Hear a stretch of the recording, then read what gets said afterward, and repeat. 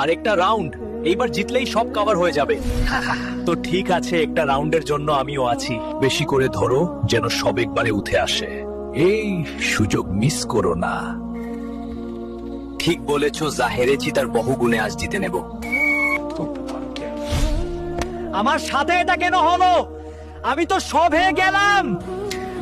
ভেঙ্গে পড়ো না তো, কিছুই শেষ হয়নি।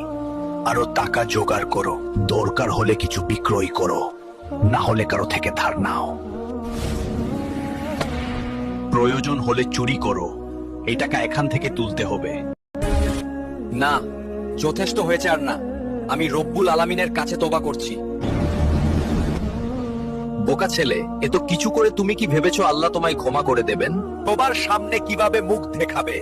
তোমার কি মরে যাওয়া উচিত নয়? আমি মহান আল্লাহর দয়া থেকে নিরাশ নই, আর কখনো এই ধ্বংসের পথে যাব না, ইনশাআল্লাহ। এখান থেকেও মানুষ ফিরে যায় কি করে?